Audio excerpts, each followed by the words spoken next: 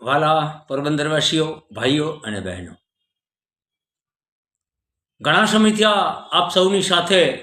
એક વાતને શેરિંગ કરવાની ઈચ્છા હતી અને જ્યારે આ અધિકાર મળ્યો આપની સાથે વાત કરવાનો, ત્યારે મને એવું લાગ્યું કે મારી આ વાત આપના સુધી હું પહોંચાડીશ. મિત્રો, પોરબંદરમાં અને પોરબંદરના રાજકારણમાં ઘણા સમયથી જે કંઈ પણ ચાલ્યું, આ ભૂતકાળને ન તો આપણે યાદ કરવા માંગીએ છીએ, ન આપણે એના ઉપર કોઈ ચર્ચા કરવા માંગીએ છીએ, ન ચર્ચા કરવી જોઈએ. આમ આદમી પાર્ટી જે રીતે પોરબંદરમાં સક્રિય છે અને જે રીતે આમ આદમી પાર્ટી અત્યારે ઉભરીને આવી છે, આમ આદમી પાર્ટીના અનગિનત નેતાઓ પોરબંદરમાં પણ છે, ત્યારે પોરબંદર મહાનગરપાલિકાની ચૂંટણી આવશે, જિલ્લા પંચાયતની ચૂંટણી આવશે, તાલુકા પંચાયતની ચૂંટણી આવશે, બાજુમાં કુતિયાણા અને રાણાવાવ તાલુકા પંચાયતની પણ ચૂંટણી આવશે. આ બધી જ ચૂંટણીમાં આમ આદમી પાર્ટી બળી ચડીને હિસ્સો લેવાની છે, ભાગ લેવાની છે અને લોકોને પણ વિકલ્પના રૂપમાં આમ આદમી પાર્ટી પસંદ પડી રહી છે. આમ આદમી પાર્ટીની અંદર પોતાની ઉમેદવારી કરવાની ઘણા બધા લોકોને ઈચ્છા પણ છે. પરંતુ મિત્રો, જે રીતે હું ગામડાઓના પ્રવાસમાં જાઉં છું, જે રીતે હું ગામે ગામ ફરું છું અને જે રીતે મારી પાસે જે બધી વાતો આવે છે, એ વાતોના અનુસંધાનમાં આપની સાથે આ વાત મૂકવા માંગુ છું કે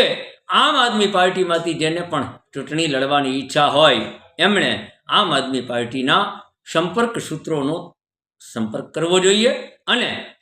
એમાં કોઈ જ મૂંઝવણ રાખ્યા વિના. ઘણા બધા એવું કહે છે કે ભાર્ગવભાઈ, અમે અમુક લોકોને પાર્ટીમાં ટિકિટ માટે પૂછીએ છીએ, અમુક લોકો અમને જવાબ આપતા નથી, અમુક લોકો ટિકિટ માટે કંઈક. આ બધાથી પર થઈ અને હું તમને વ્યવસ્થિત માર્ગદર્શન મળે એટલા માટે હું કહું છું. પોરબંદર વિધાનસભાના પ્રભારી તરીકે આ કહેવાનો મારો અધિકાર પણ છે, ત્યારે પોરબંદર જિલ્લા આમ આદમી પાર્ટીના પ્રમુખશ્રીને, પોરબંદર વિધાનસભાના પ્રભારીશ્રીને, પોરબંદર મહાનગરપાલિકા લડવા ઈચ્છુક હોય એમણે પોરબંદર મહાનગરપાલિકાના પ્રભારીને અને આ ત્રણેય સાથે જેમને પણ રાજકીય રીતે અણબનાવ હોય કે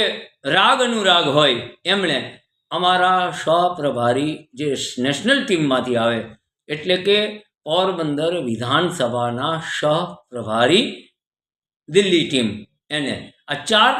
જગ્યા સિવાય ક્યાંય પણ તમે કોઈ ટિકિટની વાત મૂકો છો તો તમને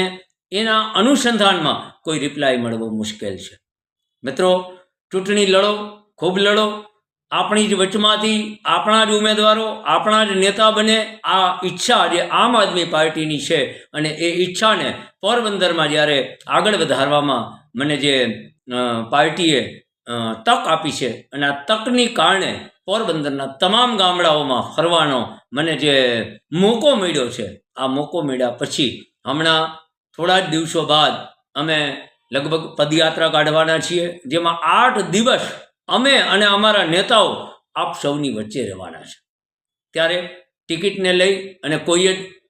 ઉમેદવારીને લઈ અને કોઈ જ મૂંઝવણ અનુભવવાને બદલે આપ સૌ યોગ્ય જગ્યાએ તમારી યોગ્ય વાત પહોંચાડો, જેથી તમારા ઉપર સર્વે કરવામાં આવે, તમે ઉમેદવારી કરવાને માટે બધી રીતે ફિટ છો કે કેમ એની ચકાસણી કરવામાં આવે. અને આમ આદમી પાર્ટી એવું પણ ઈચ્છે છે કે જ્યારે ચૂંટણી આવવાની હશે એના બહુ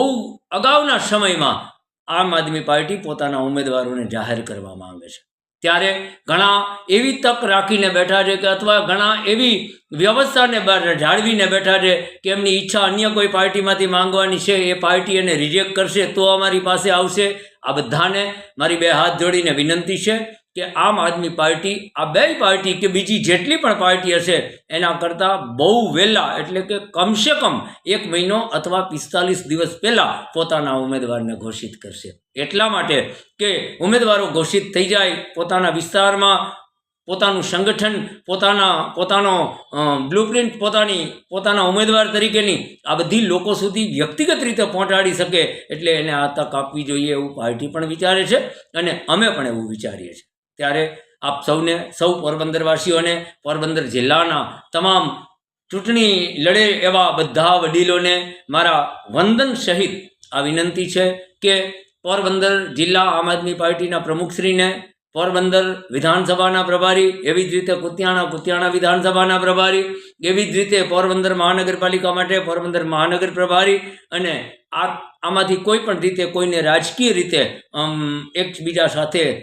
કદાચ મળતું કે ન મળતું હોય તો આવા સંજોગોમાં અમારા વિશેષ પ્રભારી, જેને સહપ્રભારી પણ કહી શકીએ અને સહયોગી પ્રભારી પણ કહી શકીએ, એવા નેશનલ ટીમના પ્રભારીને કુતિયાણામાં પણ અલગ છે, પોરબંદરમાં પણ અલગ છે, એમનો સંપર્ક કરે. અને બહુ ઝડપથી અમે તમારી રાહ જોઈ રહ્યા છે, કારણ કે ઘણી બધી અરજીઓ આવી છે, એના ઉપર વિચાર વિમર્શ ચાલી રહ્યો છે, ઘણી બધી માગણીઓ આવી છે, ઘણી બધી અન્ય માધ્યમોથી ઉમેદવારી નોંધાવવાની પોતપોતાની રીતે ઈચ્છાઓ પ્રગટ થઈ છે. આ બધી જ ઈચ્છાઓને કાગળના સ્વરૂપમાં હવે અહીંયાથી આગળ લઈ જવા માટે તમારે બધાએ ઓફિશિયલી અમારી પાસે ટિકિટની માંગણી કરવી જોઈએ, અને એ માંગણી ઉપર પાર્ટી ગંભીરતાથી વિચારે, પાર્ટી ચકાસણી કરાવે અને આપને તક મળે અને આપ જીતો અને આમ આદમી પાર્ટીને જીતાડો, એવી ઈચ્છા સાથે આ વાતને હું પૂર્ણ કરું છું. આપનો લાડલો ભાર્ગવ સુરેશચંદ્ર જોશી.